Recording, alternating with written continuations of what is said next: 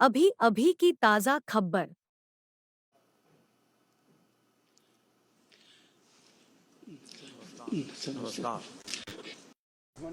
Good morning sir.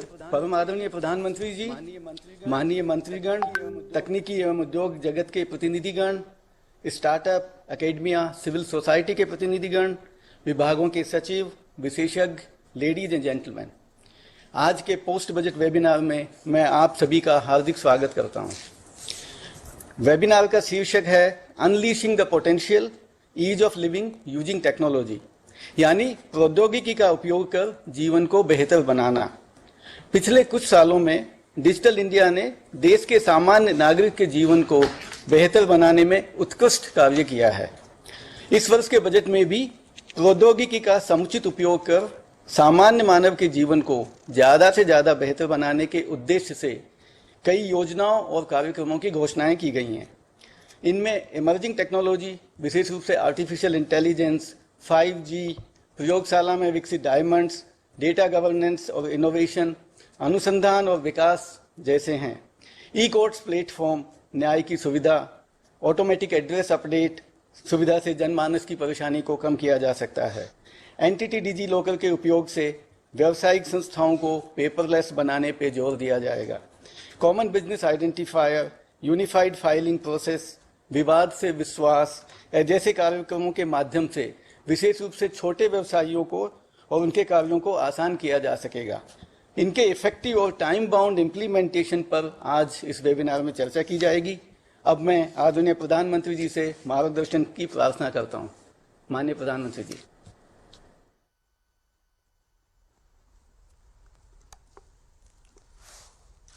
नमस्कार। National science day पर हो रहे आज के बजट वेबिनार का विषय बहुत ही महत्वपूर्ण है। 21वीं सदी का बदलता हुआ भारत अपने नागरिकों को टेक्नोलॉजी की ताकत से लगातार नागरिकों को एम्पावर कर रहा है।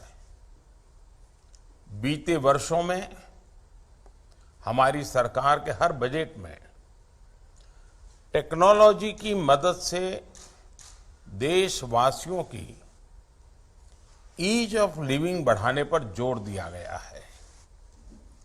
इस बार के बजट में भी टेक्नोलॉजी, लेकिन साथ साथ ह्यूमन टच को प्राथमिकता, ये हमारा प्रयास हुआ रहा है। साथियों, एक जमाना था जब हमारे देश में सरकार की प्राथमिकताओं में बहुत ज्यादा विरोधाभास नजर आता था। समाज का एक वर्ग ऐसा था जो चाहता था कि उनके जीवन में हर कदम पर सरकार का कोई न कोई इंटरवेंशन हो, सरकार का प्रभाव हो, यानी सरकार उनके लिए कुछ न कुछ करे। लेकिन पहले की सरकारों के समय इस वर्ग ने हमेशा अभाव ही महसूस किया। अभाव में जिंदगी जूझने में ही निकल जाती थी। समाज में ऐसे लोगों का भी वर्ग था, ये दूसरे प्रकार का था, जो स्वयं के सामर्थ्य से आगे बढ़ना चाहता था। लेकिन पहले की सरकारों के समय ये वर्ग भी हमेशा दबाव, सरकारी दखल, भांति भांति की रुकावटें डगर डगर पर महसूस करता रहा। हमारी सरकार के बीते कुछ वर्षों के प्रयासों से अब यह स्थिति बदलने लगी है। आज सरकार की नीतियां और निर्णयों का सकारात्मक प्रभाव हर उस जगह देखने को लगा है जिसकी सबसे ज्यादा जरूरत है। हमारा प्रयास हर गरीब और वंचित के जीवन को आसान बना रहा है उनकी ईज ऑफ लिविंग बढ़ा रहा है। लोगों के जीवन में सरकार का दखल और दबाव भी कम हो रहा है। आज लोग सरकार को रास्ते की रुकावट नहीं मानते हैं, बल्कि लोग हमारी सरकार को नए अवसरों के कैटालिस्ट के तौर पर देखते हैं और निश्चित तौर पर इसमें टेक्नोलॉजी की बहुत बड़ी भूमिका रही है। आप देखिए, technology one nation one ration card का आधार बनी और इससे करोड़ों गरीबों को पारदर्शिता से राशन मिलना सुनिश्चित हुआ। और दूसरे, जो प्रवासी मजदूर होते हैं, जो माइग्रेंट लेबरर्स होते हैं, उनके लिए तो एक बहुत बड़ा आशीर्वाद बन गया। टेक्नोलॉजी जनधन अकाउंट, आधार और मोबाइल, इन तीनों के कारण करोड़ों गरीबों के बैंक खातों में सीधे पैसा भेजना संभव हुआ। उसी प्रकार से टेक्नोलॉजी आरोग्य सेतु और कोविन ऐप उसका एक महत्वपूर्ण साधन बनी और इससे कोरोना के दौरान ट्रेसिंग और वैक्सीनेशन में बड़ी मदद मिली। हम देखते हैं आज टेक्नोलॉजी ने रेलवे रिजर्वेशन को और आधुनिक बनाया और सामान्य से सामान्य मानवी को इस पर कितना बड़ा सिरदर्द दूर हो गया। कॉमन सर्विस सेंटर का नेटवर्क भी गरीब से गरीब व्यक्ति को टेक्नोलॉजी के माध्यम से सरकारी सेवाओं के बड़ी आसानी से जोड़ रहा है। ऐसे अनेक फैसले लेकर हमारी सरकार ने देशवासियों की ईज ऑफ लिविंग बढ़ाई है। साथियों, आज भारत का हर नागरिक इस बदलाव को स्पष्ट तौर पर महसूस कर रहा है कि अब सरकार के साथ संवाद करना कितना आसान हो गया है। यानी सरकार तक देशवासी आसानी से अपनी बात पहुंचा रहे हैं और उसका समाधान भी उन्हें तुरंत मिल रहा है। जैसे टैक्स से संबंधित शिकायतें पहले बहुत ज्यादा होती थी और उसके माध्यम से टैक्स पेयर्स को कई तरीके से परेशान किया जाता था। इसलिए हमने टेक्नोलॉजी की मदद से टैक्स की पूरी प्रक्रिया को फेसलेस कर दिया। अब आपकी शिकायतों और उसके निपटारे के बीच कोई व्यक्ति नहीं, सिर्फ टेक्नोलॉजी है। ये मैंने आपको एक उदाहरण दिया है, लेकिन दूसरे विभागों में भी टेक्नोलॉजी की मदद से हम ज्यादा बेहतर तरीके से समस्याओं का समाधान कर सकते हैं। अलग अलग विभाग अपनी सेवाओं को ग्लोबल स्टैंडर्ड का बनाने के लिए मिलकर टेक्नोलॉजी का उपयोग कर सकते हैं। इससे एक कदम आगे बढ़ते हुए हम उन क्षेत्रों की भी पहचान कर सकते हैं जहां सरकार से संवाद को और आसान बनाया जा सकता है। साथियों, आप जानते हैं कि हम मिशन कर्मयोगी के द्वारा सरकारी कर्मचारियों को ट्रेनिंग दे रहे हैं। इस ट्रेनिंग के पीछे हमारा उद्देश्य यही है कि कर्मचारियों का सिटीजन सेंट्रिक बनाया जाए। इस ट्रेनिंग कोर्स को अपडेट करते रहने की जरूरत है, लेकिन इसका बेहतर परिणाम तभी मिलेगा जब इसमें बदलाव लोगों के फीडबैक के आधार पर हो। हम एक ऐसा सिस्टम तैयार कर सकते हैं जिससे ट्रेनिंग कोर्स को बेहतर बनाने के लिए लोगों के सुझाव मिलते रहे। साथियों, टेक्नोलॉजी हर किसी तक सही और सटीक इंफॉर्मेशन पहुंचाकर सबको आगे बढ़ने का समान अवसर दे रही है। हमारी सरकार टेक्नोलॉजी को बढ़ावा देने के लिए बड़े पैमाने पर इन्वेस्ट कर रही है। हम भारत में आधुनिक डिजिटल इंफ्रास्ट्रक्चर तैयार कर रहे हैं, साथ ही ये भी सुनिश्चित कर रहे हैं कि डिजिटल क्रांति का फायदा समाज के हर वर्ग तक पहुंचे। आज जेम पोर्टल जेम पोर्टल ने दूर दराज के छोटे दुकानदार या रेहड़ी पटरी वालों को भी ये अवसर दिया है कि वो सरकार को सीधे अपना प्रोडक्ट बेच सके। ई-नाम ने किसानों को अलग अलग जगहों के खरीदारों से जुड़ने का अवसर दिया है। अब किसान एक ही जगह रहते हुए अपनी उपज का सबसे अच्छा मूल्य पा सकते हैं। साथियों, आजकल 5G और AI की चर्चा तो काफी दिनों से हो रही है।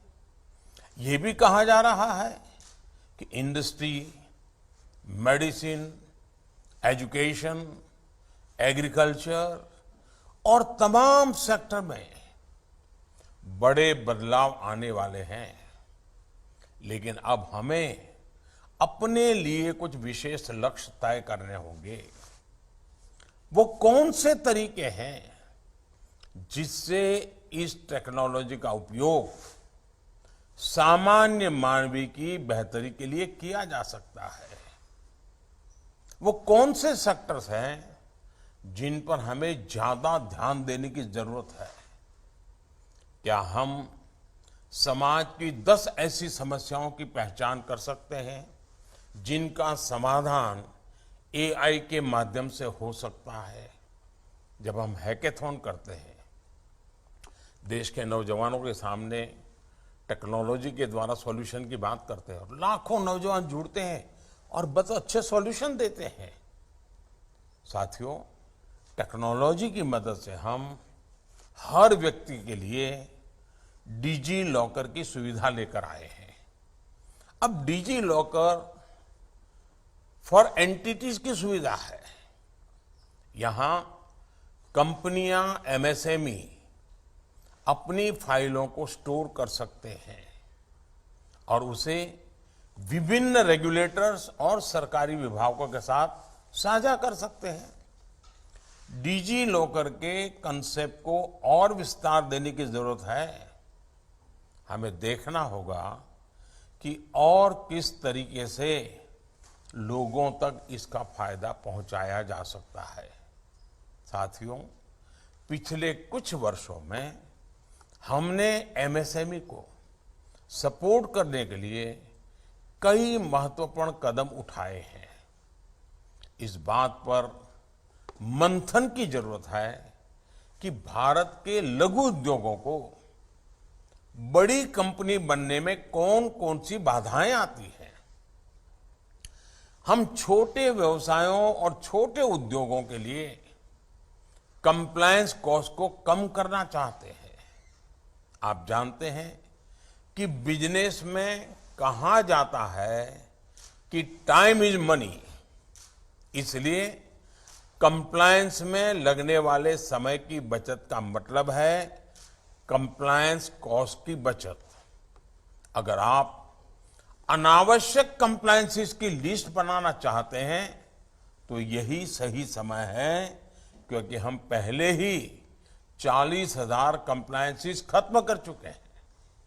साथियों, सरकार और लोगों के बीच विश्वास की कमी गुलामी की मानसिकता का परिणाम है।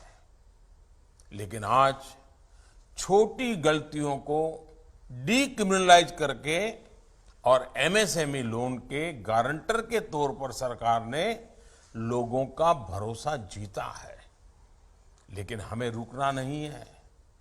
हमें ये भी देखना होगा कि दुनिया के दूसरे देशों में समाज के साथ विश्वास मजबूत करने के लिए क्या किया गया है, हम उनसे सीखकर अपने देश में भी वैसे प्रयास कर सकते हैं। साथियों, बजट या किसी सरकारी पॉलिसी की सफलता कुछ हद तक इस बात पर निर्भर करती है कि उसे कितने अच्छे तरीके से तैयार किया गया है, लेकिन इससे ज्यादा उसे लागू करने का तरीका महत्वपूर्ण होता है। इसमें लोगों का सहयोग बहुत अहम है। मुझे विश्वास है कि आप सभी स्टेक होल्डर्स के इनपुट से ईज ऑफ लिविंग को और ज्यादा बढ़ावा मिलेगा। और मैं जरूर कहना चाहूंगा कि हम ये कहते हैं मैन्युफैक्चरिंग हब बनाना, जीरो डिफेक्ट जीरो इफेक्ट, ये हमारे लिए प्राथमिकता होनी चाहिए। हमारी क्वालिटी में कोई कॉम्प्रोमाइज नहीं होना चाहिए और उसमें टेक्नोलॉजी बहुत मदद कर सकती है। हम टेक्नोलॉजी की मदद से प्रोडक्शन में बहुत बारीकियों तक, बहुत ही फिनिश वे में प्रोडक्ट लेकर के आ सकते हैं और तभी ग्लोबल मार्केट हम कैप्चर कर सकते हैं। हमने इस बात को स्वीकार करना होगा कि 21वीं सदी टेक्नोलॉजी ड्रिवन है। जीवन में टेक्नोलॉजी का प्रभाव बहुत बढ़ने वाला है। हम सिर्फ अपने आप को इंटरनेट और डिजिटल टेक्नोलॉजी तक सीमित न रखें। उसी प्रकार से जैसे आज ऑप्टिकल फाइबर नेटवर्क गांव-गांव पहुंच रहा है, पंचायत तक पहुंचेगा, वेलनेस सेंटर पहुंचेगा, टेलीमेडिसिन चलेगी, इवन हेल्थ सेक्टर भी पूरी तरह टेक्नोलॉजी ड्रिवन हो रहा है। आज देश बहुत बड़ी मात्रा में, जैसे डिफेंस में हम बहुत कुछ आयात करते हैं, हम हेल्थ में भी बहुत कुछ आयात करते हैं। क्या मेरे देश के उद्योग जगत के लोग टेक्नोलॉजी में अपग्रेडेशन करके उस दिशा में नहीं जा सकते हैं? और इसलिए अब जैसे ऑप्टिकल फाइबर गांव-गांव पहुंच रहा है, जब तक प्राइवेट पार्टी सेवाएं लेने के लिए नहीं आती है, नए नए सॉफ्टवेयर लेकर के नहीं आते हैं, सामान्य नागरिक उस ऑप्टिकल फाइबर से क्या सेवाएं ले सकता है, क्या फायदा उठा सकता है, उसके मॉडल को हम डेवलप कर सकते हैं। और हम सब कुछ में जन भागीदारी चाहते हैं। सरकार को ही सब ज्ञान है, ये न हमारी सोच है, न हमारा दावा है। और इसलिए आप सभी स्टेक होल्डर्स से मेरा बहुत आग्रह है कि आप 21वीं सदी जो कि टेक्नोलॉजी ड्रिवन सदी है, उसको हम जितना जल्दी फैलाएं, जितना जल्दी सरल बनाएं, जितना जल्दी जन सामान्य को एम्पावर करने वाला बनाएं, उतना देश का भी, लोगों का भी कल्याण होने वाला है। और 2047 में विकसित भारत के लक्ष्य को प्राप्त करने में टेक्नोलॉजी हमें बहुत बड़ी ताकत देती है। और हम भाग्यवान हैं कि भारत के पास नेचुरल गिफ्ट है, हमारे पास टैलेंटेड यूथ है, स्किल मैन पावर है और भारत के गांव के लोगों को भी टेक्नोलॉजी का एडॉप्शन की कैपेबिलिटी बहुत बड़ी है। हम कैसे इसका फायदा उठाएं, मैं चाहता हूं कि आप लोग विस्तार से इसकी चर्चा करें, बारीकियों से चर्चा करें और जो बजट आया है उसका उत्तम से उत्तम आउटकम कैसे हो, उसका उत्तम से उत्तम लाभ लोगों तक कैसे पहुंचे, इस पर आपकी चर्चा जितनी गहन होगी, ये बजट सार्थक होगा। मैं आपको बहुत शुभकामनाएं देता हूं। बहुत बहुत धन्यवाद।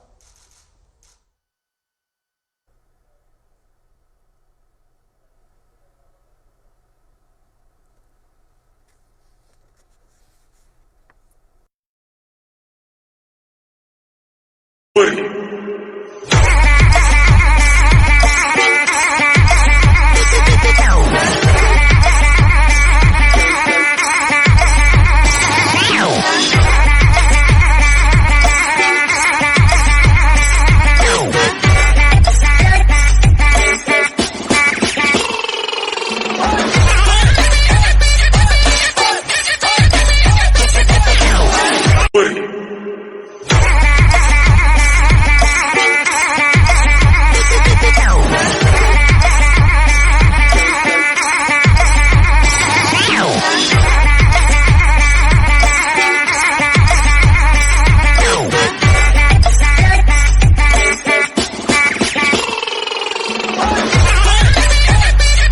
और ताज़ा खबर के लिए हमारे चैनल को लाइक और सब्सक्राइब करें।